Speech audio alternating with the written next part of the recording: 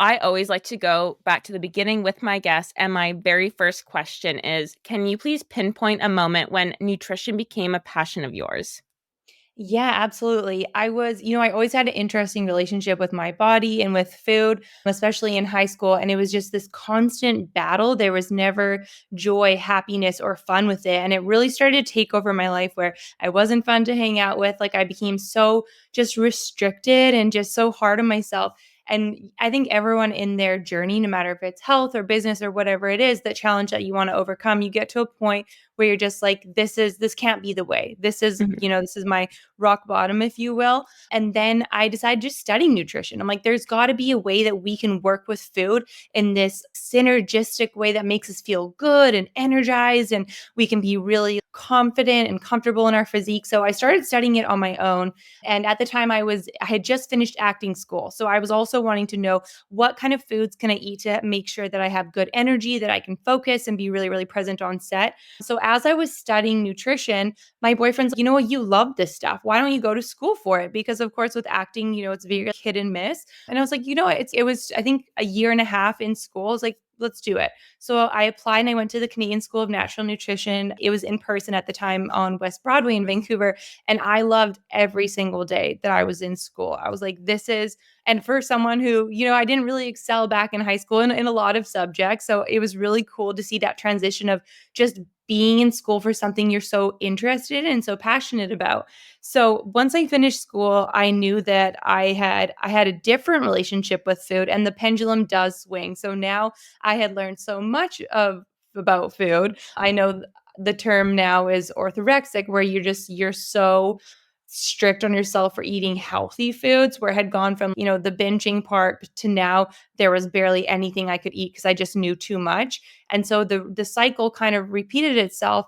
And then I, through a lot of self work and discovery, and just, I think getting older as well, and just becoming a bit more wise on those topics, I was able to heal myself from that. And in this process, be able to have clients and build a nutrition business where I could relay the lessons that I had learned, and hopefully been a source of support for other women going through the same thing. And then I'm sure this will go on to your next question, but this is going to come full circle again of how I started Out of the Ordinary. I feel like just with that piece there, a lot of people, including myself, can relate. It's this really slippery slope. And I love talking about it on the podcast because I feel it's often something that ourselves we try to hide, we're shameful of, especially when it comes to orthorexic eating. That doesn't get a lot of shine. And it's this really slippery slope of, like you said, you learn about nutrition because you have a passion for it. But then you walk this fine line and you know too much, and everything becomes restrictive and you become in a really unhealthy place. So, first, thank you for sharing that because that's also a really vulnerable thing to talk about. I know myself, it's taken me a while to open up about that, but these are the type of conversations I needed as a teenager. And I love using my platform to share that. But this does really follow up with my next question. And you hinted at it, but how has your philosophy on nutrition changed over the years? Because it sounds like you've gone through quite a transition from point A to point B to point C. Absolutely. So with nutrition, I think so much of us are focused on that it's the exercise and nutrition, and that will get us the physique we want. That will get us the energy and the mood that we want.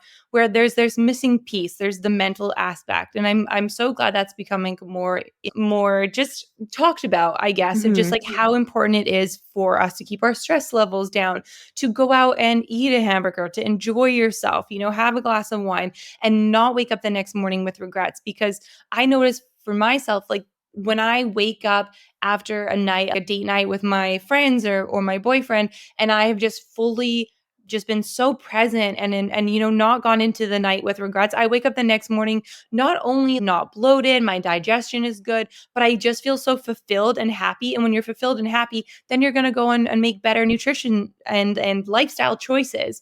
So for me, from coming to a place where I had a bad relationship with food, and then I had a different kind of bad relationship with food where I was so intense, now I've gotten to this place of balance. And I think, for some people you kind of have to go through it to be able to get there. But it's been a beautiful journey. It's been tough at times. And I'm still, on this other end of now I've really let myself kind of do whatever I want. So how do I bring it back to a place that feels really good? So of course, like I'm away in Mexico right now and have been for the past few months, and I don't have my supplements, my regular supplements with me. So I really noticed my energy levels have been changing, my eating habits have been changing. So it's just becoming so self-aware of what it is that your body needs.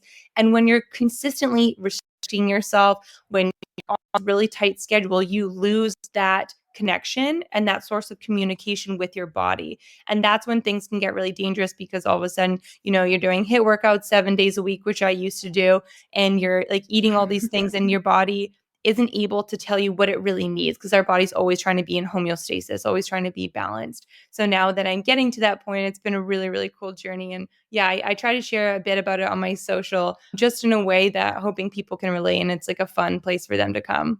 I love how you made it seem not scary too, of being in tune with your body. It is this mental process, but the way you spoke about it made it sound like this exciting opportunity to be more in alignment, live this healthy life where you can enjoy nights out with your friends, with your partner, just life in general, but still attain if you have an aesthetic goal, if you have a fitness goal. We all want to be bettering ourselves in that way, but it's not an either or. And that took me a long time to understand as well, that you actually can have all these little sections of your life. And of course, there are times when other places get put on the back burner and other places are the priority, but you really can have this nice balance with fitness, with being social, and tie it together.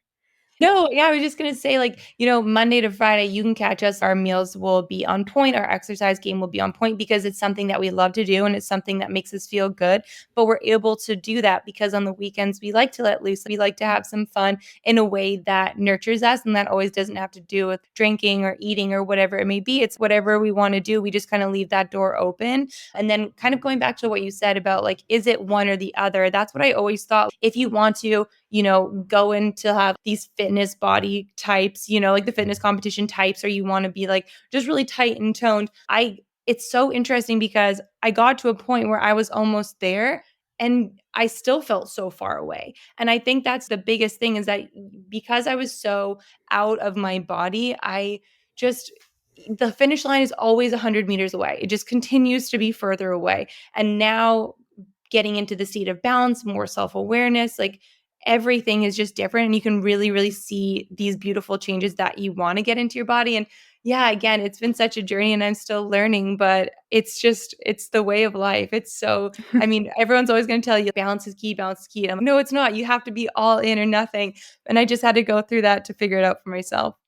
It's a real learning process. And last thing before we start talking a bit more business, but that last point you brought up is so true. I look back on photos now that I remember being so self conscious about. And I'm like, if I looked like that right now, I'm going to Vegas and for a bachelorette in a few weeks. I'm like, I'd be wearing the skimpiest dresses and just like strutting down the strip. And I remember being so self conscious about not wanting to go to an event or not wanting to go to a party because I was worried about something that wasn't even there. It's so important to get out of your own head, and that's easier said than done. But I Mhm. think that also relates to my next question. And what gave you the courage to get out of your head and actually pursue and launch Out of the Ordinary? Yeah, it was. Well, so the out of the ordinary came from seeing the challenge that I saw in my clients. So many of my clients they're all like, I mean, this day and age, we're all busy. We all want to eat clean, but we're just so limited on time. So many of them would run into a cafe and grab a baked good and a coffee, and then they wouldn't understand why they were hungry an hour and a half later with low energy, not being able to focus, and now losing more time because their blood sugar levels crashed. They need to go find another snack. And it's just, again, this vicious cycle. So I was like, what can I prepare? What can I create for my clients where it's very simple? You can take it anywhere. It keeps you full. It turns off your hunger hormones and keeps you focused for hours, so that you can really own your day. You feel light, you feel energized and focused. And oatmeal, it's been around for years. I'm not reinventing the wheel here. But what I did was start adding protein powder. Being plant-based myself, I'm always trying to increase my protein intake. And then I added like flaxseed and chia seed and all these other ingredients, superfoods that contribute to checking off all those boxes. And I used to just post it on my social media because I also I have a part-time job working for the Almost 30 podcast. So I used to travel a ton with them, and I would just go to the airport, put it in a little Ziploc bag, walk up to Starbucks, grab a hot water, pour my oats in. And then on the plane, I had this really delicious, satiating meal where I could work on the plane. Like I didn't have to eat Tim Hortons or any like breakfast sandwiches. I felt really good. And then when I landed, I was focused. I could go right into work. And especially when you're on vacation, you don't want to start having all this fast food and even being here in Tulum, like I brought so much out of the ordinary with me. It saved me so many times. It's so cool. But going back, yeah, I used to share it on my social, just like, here's a health hack. And I wasn't expecting it, but so many people are like, you need to do something with this. Like, this is a really good idea. The oatmeal market's been the same for so long. And I was like, no, no, no, I would never start a food business. I have know nothing about business. And then COVID happened and I wasn't traveling with Almost 30 as much. And I was kind of sitting on this idea. And my boyfriend's like, you know what? Go and pursue this. Like, you've got something here. So I ended up calling my girlfriend, Vanessa, who's the other co-founder of Out of the Ordinary. And she had a business background, has a business background. And we started doing R&D and running surveys and focus groups and studying the market for about 8 months before we ended up launching. And then we launched. And to be totally honest, if we knew the economic climate that we'd be launching in today, I don't know if we would have done it. Like the CPG, for people who aren't in this industry, it's consumer packaged goods. The industry has changed so much in the last few years that we've launched, where it was the same for so long. So it's really, really sad to see left, right, and center. We're seeing companies close down. It's very, very tough, but I'm just trying to stay positive. I'm really sticking to the mission, which is making clean eating more attainable, especially for busy people. And we've been getting so much beautiful support and so many amazing comments and reviews of people who it's serving that purpose for. So I'm really, really grateful that I can do what I do and just keep making clean eating easier and having people be able to take a healthy, satiating meal with them wherever they go. Well, I can speak from experience because that's actually how I found you and found the brand, is being a user of the ordinary. And I feel like I am your target market of like wanting to eat well, be on the go, have a busy schedule. But I was like you and would like have all my protein powder and things in a bag traveling and just hope I want to get stopped at customs and be like, what is this Ziploc bag full of powder? Yeah. And now seeing that, I honestly hear this quite a bit from entrepreneurs. And I think it's almost a blessing in disguise of not knowing exactly what you're getting into because, yes, it seems very glamorous being an entrepreneur and having your own company and working with a friend.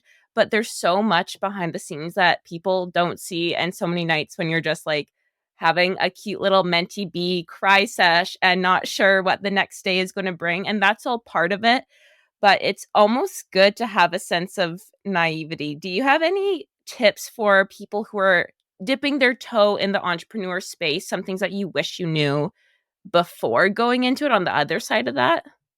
Yeah, definitely. So I came in with more of the creative background. So I did all the package design, the recipe development, social, the community building, all of that. Where my partner Vanessa, it worked out beautifully because our strengths were totally opposite of each other. So she's amazing at operations, setting up systems, all of that. But it came to a point where I was so focused on what I was good at, I didn't have a full grasp of behind the scenes. Mm. And, so Vanessa is slowly transitioning out of the ordinary, working for her family company. So I'm having to dip my toes or like actually kind of be full on in her position. And it's exactly what you said. No, you really don't know what goes on behind the scenes. Like I was telling my boyfriend the other day, it is crazy that I've spent the amount of time that I've spent on things that aren't having like immediate results. Like everything I'm doing is very like building the foundation of the company, but nobody sees that from the front side, at least not right away.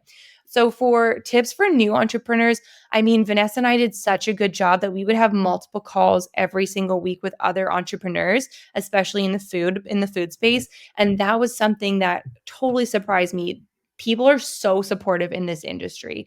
Like we've had calls with other oatmeal companies, all of this, like everyone just wants to see each other succeed. So getting phone calls and having informational sessions was very, very easy for us. So that's the one thing I would recommend. Just ask tons of questions, listen to tons of podcasts, like do as much research as you can and build the company as much as you can pre-launch phase before you actually go into it, because there's so much that can change within your margins, like cost of ingredients went, like our oats went up about 300% in 6 months, which we were not expecting. And then they went completely out of stock for months. Oh my God. These are the things out there just so unexpected that I think someone who's been through it can really only share that information, because you're not going to find that information necessarily like in a book all the time or perhaps a podcast. So yeah, I would just network, talk to as many people as you can. That's a great tip. And I really think people underestimate the value of even things like LinkedIn. Because when you're building a company, it might not seem like the sexy social media where your consumers are. But like you said, there are so many people that are in a position in their career where now they get a lot of value from helping the next generation of entrepreneurs or people who are coming in and disrupting a space. And they're happy to give you some ideas or give feedback on your initial product, whatever it is. So don't be the person that says no to yourself. I think I'm messing that quote up, but Liz Moody, I love her. And she always says then that's what's helped her gain a lot of success. And that really resonates with me. And I think will with my listeners as well. Like if you have an idea, there's no shame in putting yourself out there. The worst thing that someone can say is no, or they don't reply, and then you move on. Yeah. Yeah, I think putting yourself out there, I think that's honestly probably one of my greatest strengths, that I'm not afraid of rejection in that way. I put myself out there. I've emailed so many people, and I think that's really easy for me. And I know it's not easy for everyone, but just knowing, like you said, if they say no, then that's okay. You're no worse off. And it has nothing to do with who you are as a person. Like we have no idea what that other person has going on, whether it's family issues, like everyone's struggling in business right now. That's what the world that we're in. So don't take it personally. They just didn't have time or whatever it may be. Doesn't mean you don't have a great idea. Doesn't mean you're destined for something great. But yeah, just practice putting yourself out there. Maybe it just starts with a family friend, or sometimes going to a stranger is almost easier than a family friend, I've found. Just going to someone you've never met before and just practicing that. And yeah, it's definitely a helpful tip. Totally. I find it easier to connect with strangers. It's almost like you can put on a bit of a persona Mhm. versus your friends and family. I get more nervous. That's like when I dance. I'd always prefer a huge crowd versus something intimate. It was like too close for comfort. Yes, totally, totally. For entrepreneurs staying on that same path, and even for you, because you launched in 8 months, which is a really tight timeline. I don't know if everyone realizes how quick that goes by when you're starting a business. What, incorporating health again, what are some ingredients that really helped you sustain that energy to get work done? And then on the flip side of that, do you have any ingredients? Again, we're not being restrictive, but things that just don't work for your body when you're really focused on optimizing your health, energy, mental clarity, things like that. Yeah, so one of the main purposes of Oat of the Ordinary was high protein, low sugar. And that's just something that a lot of oatmeals weren't doing. So when we were doing our focus groups, a lot of people were saying that they would have 2 packets of Quakers in the morning because one didn't fill them up. Now Mhm. that's 36 grams of sugar that they're having for breakfast. And we're not talking natural sugar here either. So that was one of the reasons why I wanted to keep it low sugar, because it causes, your blood sugar levels to rise and then crash. And that's where we get hangry, we can get foggy brain, and that's just no way to live a life in which you thrive every day. So we wanted to have a high protein because, again, like even if you're not plant-based, I think meeting that protein intake is can be hard. And I do think that protein is very glamorized, and it's advertised now that they have like protein chips and like all this stuff. I'm like, this is so ridiculous. Like we've gone way too far with this. So we try to do it in natural sources. Like we use a pea protein. In our original blend, we did like pea, hemp, and then there's another one I'm forgetting at brown rice. So we had like a nice blend. Now we've just gone strictly pea just because it can be easier for digestion as well, just having that one type. And then we added the flax and the chia. And so that keeps it, also adds to the protein intake, but also has high fiber. So this is going to help balance those blood sugar levels and turn off those hunger hormones. So you're feeling nice and full. And then a lot of companies will use a quick oat. So quick oats cook faster, but they also digest quicker. So that's where the Quaker thing is like you're going to be hungry like just an hour after you eat them, where we use a gluten-free rolled oat. So that takes a little bit longer to digest, which is going to help you stay full for longer. And then, yeah, so I would say like not natural sugar. Like we use a little pinch of organic coconut sugar in our oatmeal, but a lot of people will just use like there's just so many sugar types out there that are so highly processed that don't offer a lot of nutrients. And I just naturally try to keep my sugar intake low. Like I love fruit. I will have fruit in the morning. I don't try not to overdo it, but I'm not adding sugar to anything. Maybe a little bit of honey or maple syrup every now and then. But I think that it's just I don't know. Maybe there's a little bit of sugar phobia there, but the fact that we can eat fruit and embrace that is great. But they're just with the immune system and like the highly processed sugar, like what it can do to your body, let alone the addiction that sugar has. So now we're continuously sourcing for sugar. So that was one of the main sources for out of the ordinary. It's like a true belief that I have of just like a balanced meal that is protein, carbs, fiber, just designed to really help you thrive. I think a lot of people don't realize how sugar is literally in everything. A couple months ago, I really pride myself on being wellness, fitness focused. And I have gone through my own eating journey, like I said, but I still now eat a very healthy, balanced diet. So when I did a challenge to not eat any sugar with my mom, it was like, until next time I see you, we won't have any sugar, any alcohol. It was mind boggling. Just that even in like a seasoning for cooking fish or chicken or condiments. It's in everything. And I was getting headaches like 10 days in. And I was so surprised because I'm like, me, someone who already watches the ingredients list really well and watches what I put in my body and the quantities. I was just blown away. So the fact that you as a brand are really conscious of that and taking that guesswork and that fatigue out for people making decisions, especially with the breakfast food when you're tight on time, I really appreciate that. Thank you. Thank you. And yeah, I'm so glad that you're paying attention to reading labels and, what's in the food that we're eating. And that's probably another like staple or pillar that I try to live by is just trying to go back to whole foods, Hmm. not buying things with a ton of ingredients. So, for example, like salad dressings, although I love Little Creek, they're like I'm sure you guys know them, like BC company, they're the best salad dressing, but I never buy salad dressing. Like I just find like added oils and all this stuff. It's like it's so easy to make at home. So there's little things that I think we buy out of convenience that we can just make at home.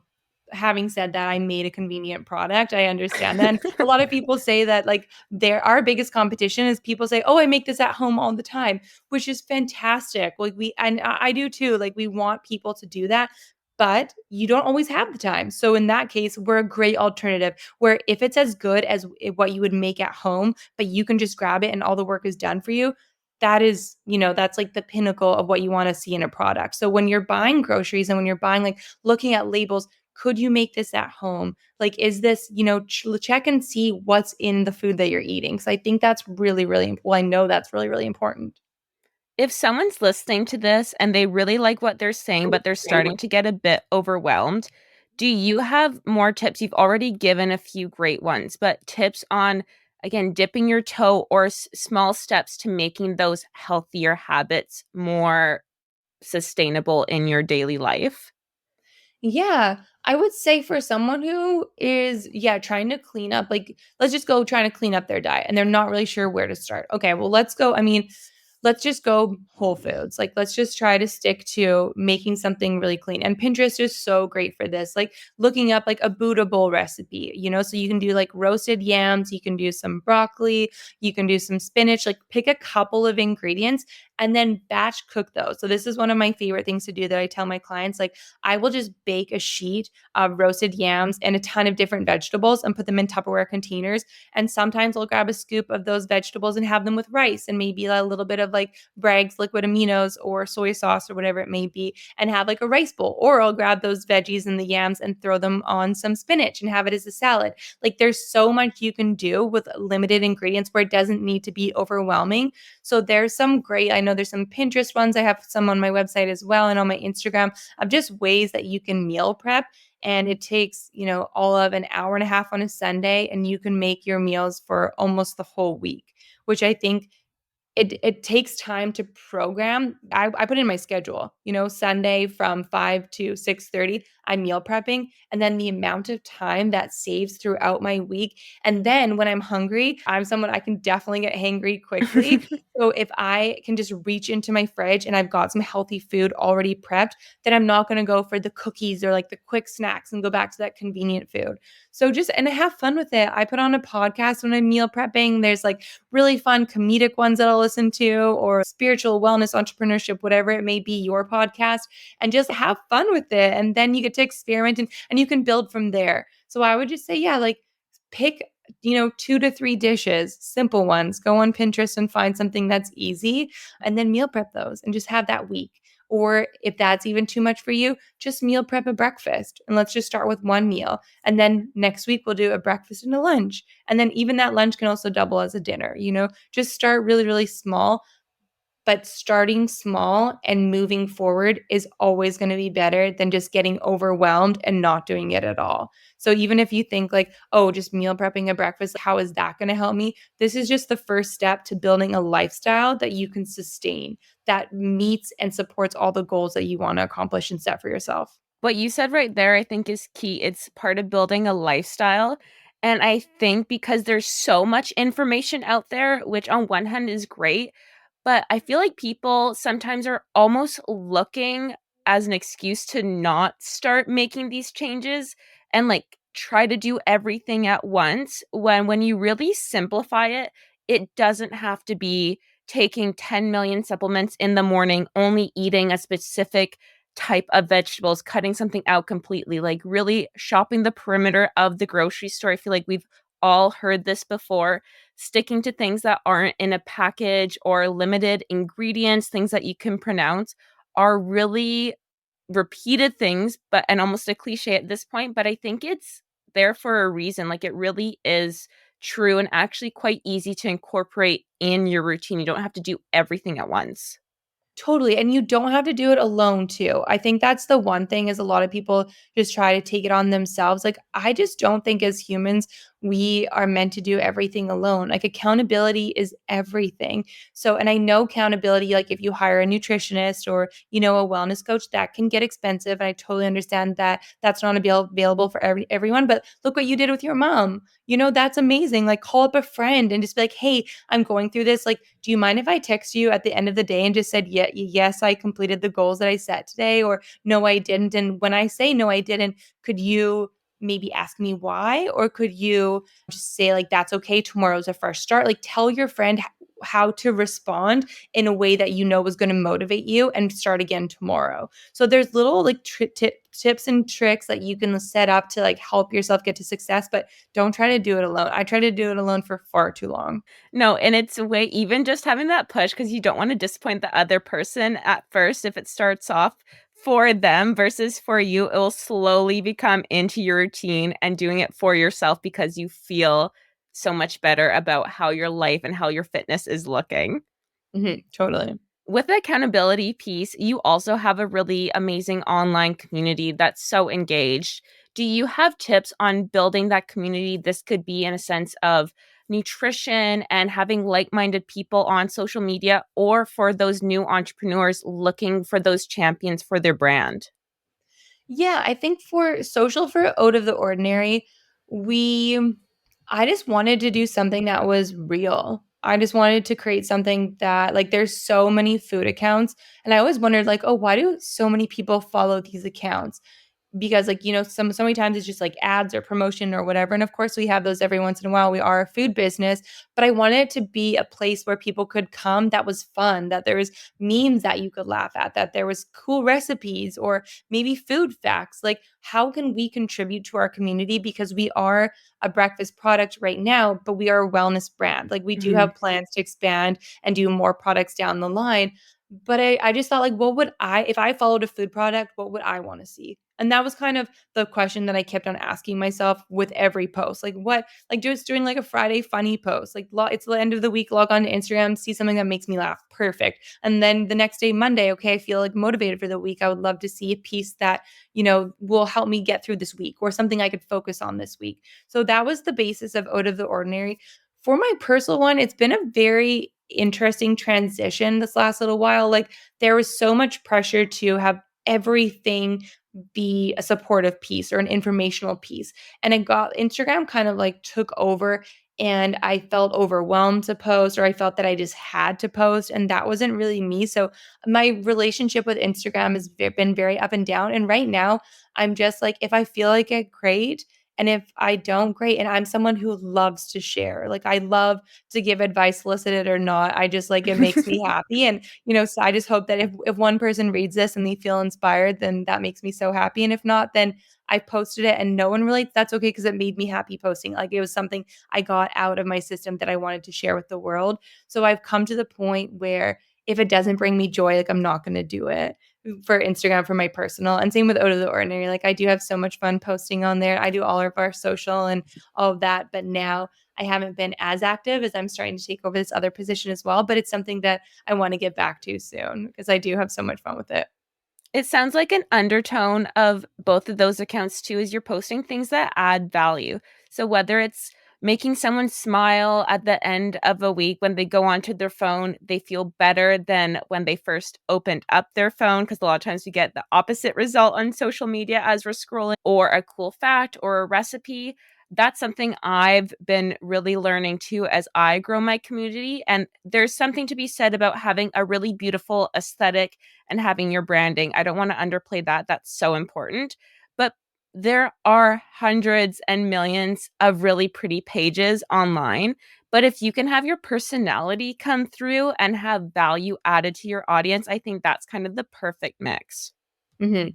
Totally. I totally agree. And with social, there's so many either whether it's influencers or businesses that have so much money and so many resources to put into it where like at the state that I'm in, our business is in, we don't have a chance to compete with that. So why are we trying to be something that we're not? And that's been a huge lesson for Out of the Ordinary. And I think and for myself as well, like going on LinkedIn, you just see everyone's wins. So you think as Mhm. a small company, why can't I do that? Like of course we can commit to this or work with this influencer or whatever it is, but it's like that's just not where our brand was at. So like what feels right in this moment? What is a good next step that moves the needle just a little bit for us? So I would recommend also breaking it down into steps and like what's the right next move that is, it's not going to kill you financially for a business. Like it's going to be within your means. And also having said that with Out of the Ordinary, we've really stepped away from working with paid influencers.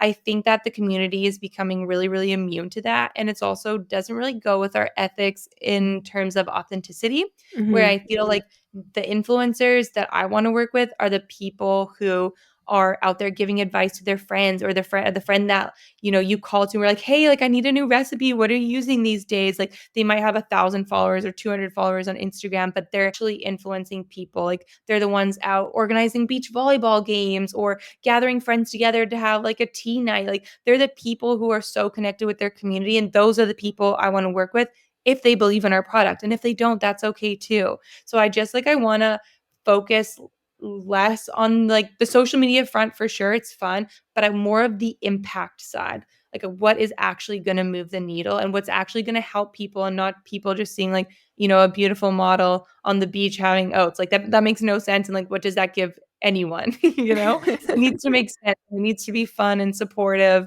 and truly authentic. Yeah, your audience, not yours, but in general, your audience is smarter than I think a lot of times people give them credit for. And if something doesn't feel authentic to you, but it feels like the right thing to be doing, like, and again, I don't want to go against, I'm trying to be a big creator one day. Like, that's a lot of our goals, but that doesn't always mean it's the right decision. And I don't want people listening to this who are trying to be one of those influencers or have an upcoming brand think that that's the end goal. Like that's the means to be successful online. There are so many other options that bring a ton of value to both parties. Also, for sure. And also, is that we have no idea what those influencers are going on behind the scenes. We don't like I just heard the funniest thing that all these influencers have been like renting jets and they, the jet never leaves the tarmac, but they're inside taking photos, acting like it's their own, which is hilarious. And, it is for them a form of creating art if that's what it is to them, which is like, go for it, do it. But like, it's just this falsity that's out there right now. It's blowing my mind, especially being here in Tulum and seeing so many of these people. It's hilarious. It's been cracking me up, but it's not something that I strive to follow anymore for sure. Yeah, you're definitely in like the mecca of Oh yeah, influencers right now. That'd be pretty entertaining. it is. It is. How do you balance your priorities while running a business and not burn out? You have a lot on the go, a lot to balance, just like also being a person and a girlfriend and a friend and all these things. Do you have tools that help you just manage everything? I'm still learning for sure. I think being here in, out of the country, out of our routine has been helpful when it comes to balance. I think, there's still moments where like my boyfriend has to remind me, we've been sitting beside each other, but you're like your computer is always open or you're always doing this. And I like sometimes that's for sure necessary to work late and, meet some deadlines that might be happening. Also having a relationship that you're really happy in, having being taking care of yourself so yeah, you're not burning out. It's just, sometimes it takes reminders. It's easy to get lost in it for sure. And I can feel it when I'm now like again going back to that self-awareness, like I can feel it. I also have the ability to say like I'm feeling a little bit tired right now, but this is also a time that I need to push. And the end on Sunday or Saturday, I'm going to take, the weekend or the day off, but at this moment, I just need to keep going. Or there's times like, no, I've reached the end and I just need to take a longer morning. Like there's some mornings where maybe I don't start work until like a little bit later because I can feel that resistance when I'm pushing. And I know that if I sit down on my computer, I'm not going to get anything done that I'm proud of anyways. So it's yeah. And I'm so grateful that I have that luxury, like being my own boss in that sense. And then also working for another company, I get to experience both of being an employee and being a boss, which is a really cool balance. But yeah, I mean, I've also learned the importance of taking the weekend to yes, like let loose and have your fun, but also how can you set yourself up for a really nice week where you're feeling good and rested. So maybe one of those nights looks like going out with your friends and having a couple of drinks if that's what you want to do or having a late night, but then also creating that balance again of being like, okay, what do I need in this moment that brings me joy in my day of rest, but also is going to set me up to be like really focused and productive next week. It's kind of like nutrition a bit too, how it's not black and white of you're either at the clubs out till 5 a.m. or you're just grind, grind, grind. You had this sweet spot of getting your social needs met, getting your business needs met, and then also rest for yourself so you can like get ready and do it all over again. Totally. Absolutely. Before I let you go, I always like to ask my guests, what is a product, TV show, book, anything that you're loving that you want to recommend to the listeners? Yes, I saw this question and I pulled out the book because I really wanted to relay this one. And it was so funny. I grabbed it at Barnes and Nobles, like on my way walking out of the store. I was like, oh, this seems like a good, beach read for, for my trip. So I grabbed it and it's been life changing. So it's called The Positive Manifestation, Powerful Affirmations and Meditations to Create the Life You Want. So before, those people who don't believe in manifesting roll their eyes and press fast forward. I Manifestation is so different and it doesn't have to be like this airy fairy kind of thing. I think it's all about just like creating the mind frame and the positivity that allows you to bring more things that are aligned with you into your life. So for example, like the last couple weeks have been really really tough at work and I've been off of my meditation game. I've been off of like reading this book and I just was fine like not that many opportunities were coming my way. Like I was having a really hard time focusing. I felt like I was just spinning all the wheels and not getting any results. So I was like, I need to slow down, need to go back to meditating. So I became really, really clear on how I could bring joy into my everyday, what it is that I'm looking to accomplish, what I can do again to move that needle just a little bit. And within a week, this happened twice since I've been going away. emails would come in with great opportunities. I book these phone calls or like get these retailers that I've been wanting. It's again, it's going to sound so airy fairy if you're not familiar with it, but when you do like raise your vibration to that level, whether you can be praying or manifesting, you can do, talk to Lord, source, like higher power, whoever you want to talk to, but just giving yourself that hope, that sense of hope, I think is so big, especially in entrepreneurship where every day can just feel so overwhelming. But if you calm yourself down and just remain positive, and like I know there's this toxic positivity thing coming in as well. And I don't necessarily mean that. I mean getting into a state where you're sitting down at your computer and you're excited about work again. You're excited about the future potential of all of these opportunities that could come your way and what you're looking to accomplish. So this book was just a super, super layman's terms like broke it down so simple. And I just read a couple pages each morning and it just gets me into that mind frame of like, oh my gosh, how lucky am I to be working on this business that I love, that it has this purpose.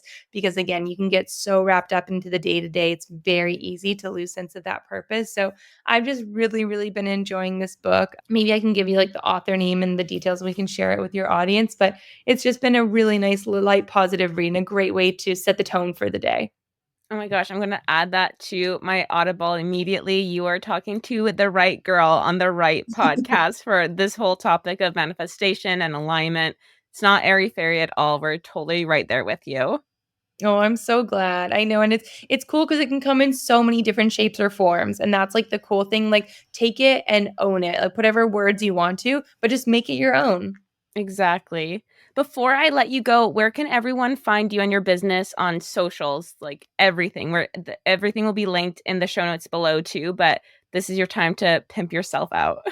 Thank you. Yeah, we're Out of the Ordinary. So OAT of the ordinary.com, Out of the Ordinary Inc. INC on TikTok, which we're not super active on, but it's fun to go on there. Instagram, Out of the Ordinary. And if you subscribe to our newsletter on our website, you get $5 off your first order. And our newsletters are really, really fun. Again, I want to make it similar to our Instagram where it's recipes, it's health tips, it's a little bit of me sharing behind the scenes as an entrepreneur and a business owner. It's just like a cool place to be. I didn't want to make it spammy. So feel free to hop on there as well. Amazing. Thank you so, so much for coming on the podcast. You're welcome back anytime. Oh, thank you so much. And thank you to your fans. And so proud of everything you've accomplished. You're just killing it. Oh, thank you.